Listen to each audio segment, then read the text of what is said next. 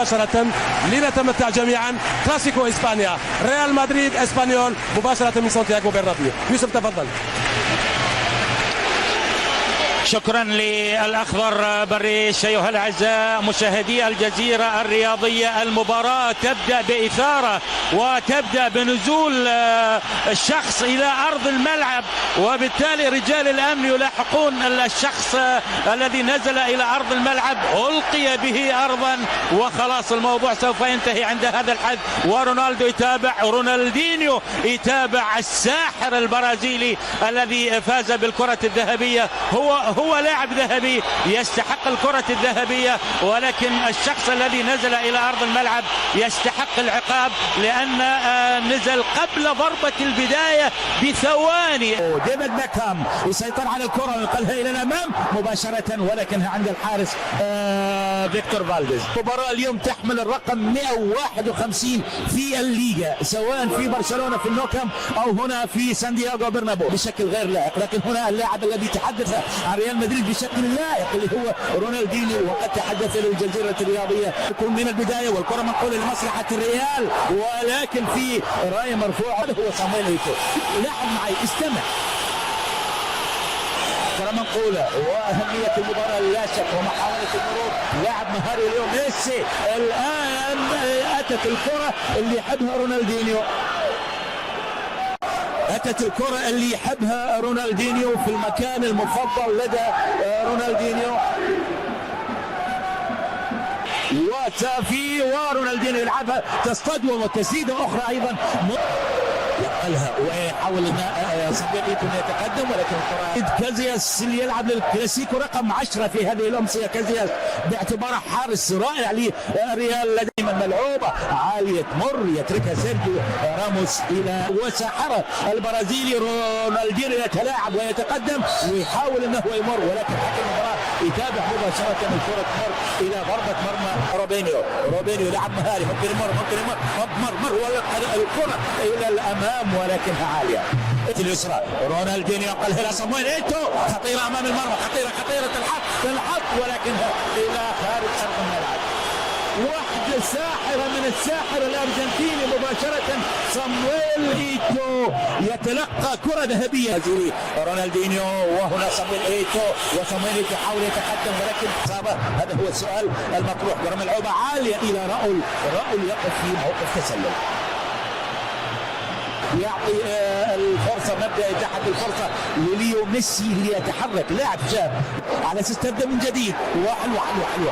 حلوة تحول، حلوة فكرتها ممتازة. ممكن يمر رونالدو والمحاص ياتي لمصلحة البرشا، وكرة الى الامام ومرور ناجح وصامويل إيتو يتقدم. الله،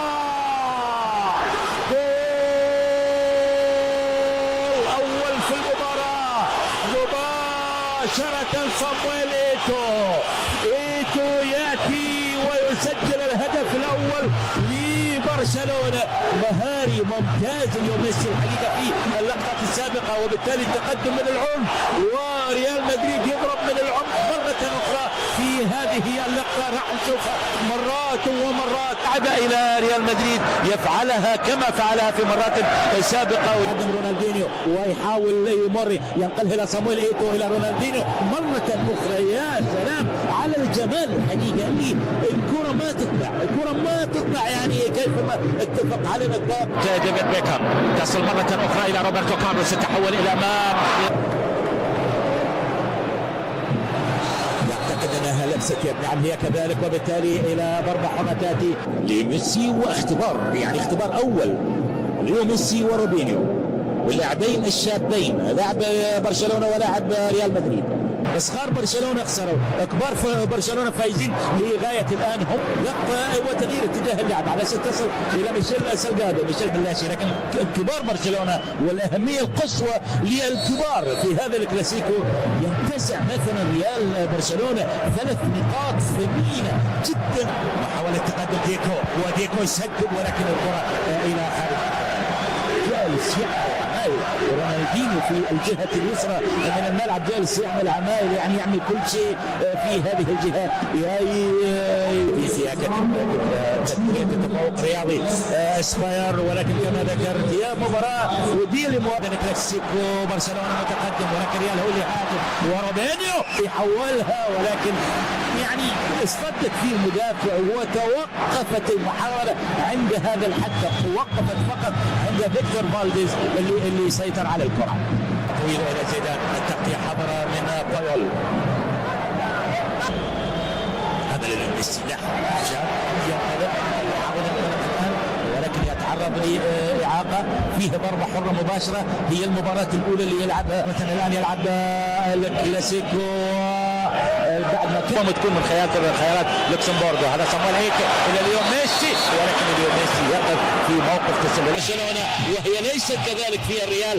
انا هنا اتحدث عن ايتو، رونالدينيو، اليوم ميسي بتألقه. صفارة تأتي وبطاقة صفراء. عاد الليلة الله اعلم، الليل ايش فيها يعني مع بداية الكروت الصفراء. هنا الكرت الاصفر الثاني، تأتي مثلا كروت حمراء حصل بكم من عدد من اللاعبين. كرة تحول الى الامام، يخرج مباشرة حارس قوي البنية، يتحدث مع رابينيو. يا سلام مرة أخرى أيضا مقولة، أيضا اليوم ميسي. بل هو اللقب الأهم، كرة خطيرة لمصلحة اليوم ميسي، كرة يحطها مباشرة تصطاد وتأتي مرة أخرى، تصل مرة أخرى لبرشلونة. الفريق اللي يبدأ هجوم، وكرة خطيرة أخرى أمامنا برميل البارود اللي يتحدث عنها السيد بوبي روبسون في أكثر من 30 دقيقة على الشوط الأول.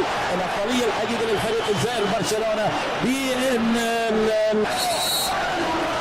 رونالدينيو، وكرة ملعوبة إلى الأمام، ولكن المدافع مباشرة أو عودة رونالدو هو اللي يبعث الكرة إلى خارج أرض الملعب. النتيجة وأهمية نقاط هذه المباراة على وجه التحديد.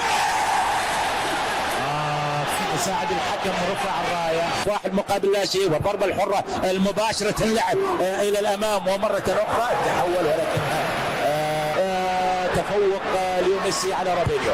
روبرتو كارلوس يلعبها عالية في مرمى برشلونة في الأربع مباريات السابقة. هنا رابينيو حر اللي هو الساحر هو اللي يتقدم الآن، وكرة خطيرة أيضا يحاول لكن أتت الغاية.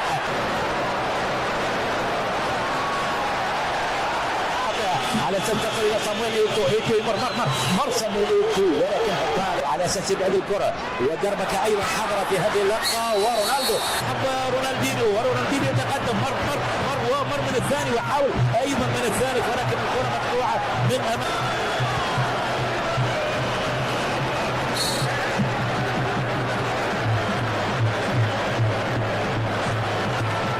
ما شاهدنا لاعبين جاهزين من برشلونة اثروا في الاداء، حتى في الوقت بدل الضائع. هذا صامويل ايتو يسدد كرة قوية، وكان من الممكن ان يصل مرة اخرى، وتصل مرة اخرى لديكو، يقلها جهة رونالدينيو مرة اخرى. ريال يعاني معاناة كبيرة. زيدان، رونالدو، بابتيستا، وبابتيستا ايضا لاعب مصاب. الله، حلوة ممتاز. ومرة أخرى أيضا اليوم ميسي يتقدم ويلعبها، ولكن تصطد مباشرة في كرة إلى الأمام أيضا منقول مع زيدان، وأمام ثلاثة راح تنقطع بهذا الشكل. سقط رابينيو على أرض الملعب، وبطاقة صفراء إلى روبينيو، اعتبره أنه مثل من ميسي إلى صامويل ايتو، ولكن تصل سهلة عند روبرتو كارلوس إلى حارس المرمى كاتياس. الاستهجان كبيرة هنا من أنصار ريال مدريد. تسديدة أرضية تأتي وتصل إلى حارس المرمى. ممكن يمر غير راية وحولها، وخطيرة لمصلحة برشلونة. سقط برشلونة، عطها ميسي يعطيها ميسي، يتقدم ويسدد، ولكن كازياس كالعادة في الموعد. إلى راؤول مرة أخرى، راؤول يفكر بالتسديد، يسدد، ولكن الكرة إلى أصيب راؤول أيضا.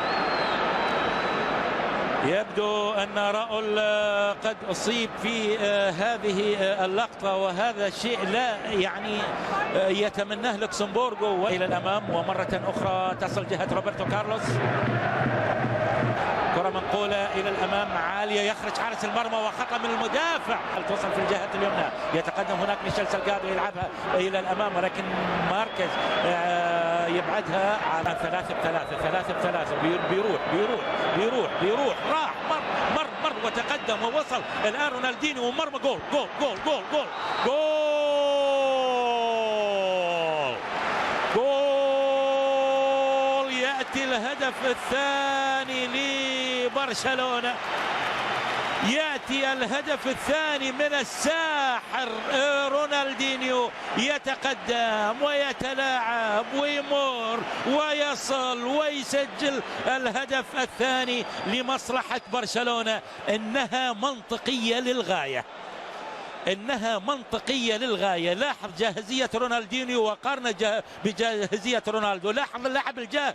ضاعت على ريال مدريد، روبرتو كارلوس ينقلها مباشرة إلى زيدان، وزيدان أول تسديدة له تجاه المرمى المميز جدا اللي يمر تقدم ومر، ممكن لعبها بالفعل صح، هي صح، فكرتها صح، ويصفق له أيضا روبينيو، وروبينيو يقود هذا الهجوم لمصلحة الريال، تلاعب بالجميع والله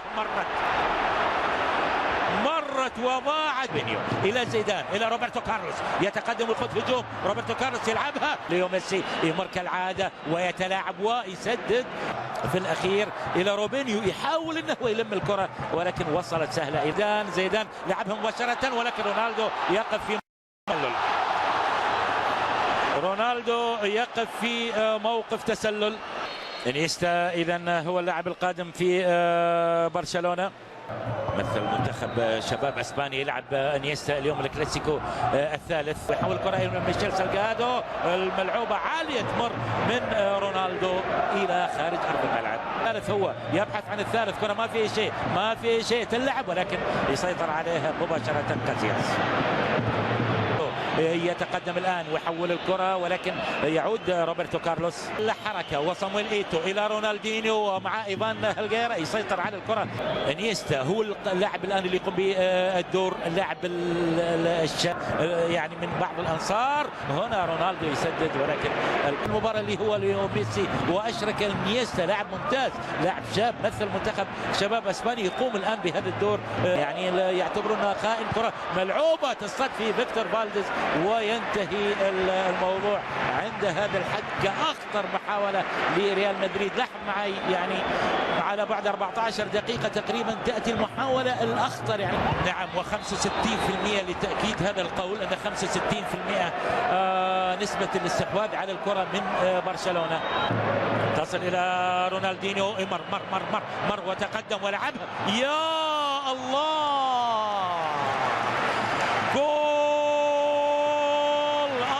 يأتي لبرشلونة في ليلة رونالدينيو، في ليلة الساحر رونالدينيو، يأتي ويسجل الثالث.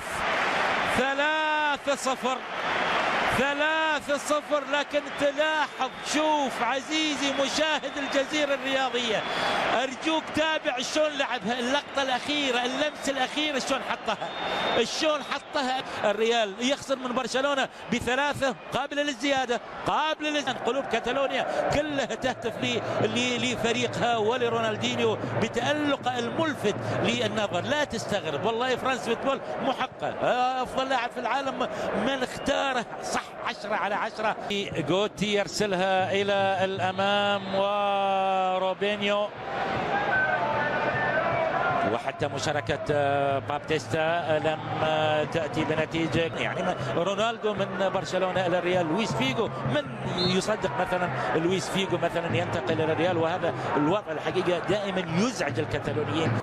تأتي لمصلحة ريال مدريد، ديفيد بيكهام على التنفيذ، والكرة مرة أخرى الرأسية من المدافع إلى ضربة ركنية، والضربة الركنية الآن تلعب أيضا للريال، وكرة خطيرة أمام المرمى مقطوعة، وفي صفارة أيضا من قبل حكم المباراة يشترك فيها رونالدينيو. الجماهير غادرت، الجماهير والله يعني تفكر ان مثلا والله تعمل اي شيء غدا، يعني طبعا الاجازه وتعمل اي شيء الا انها تقضي وقت اخر، ويعني والنتيجه 3 أهداف لمن؟ لبرشلونه. 3-0 مقابل لا شيء هي النتيجه النهائيه لهذه المباراه.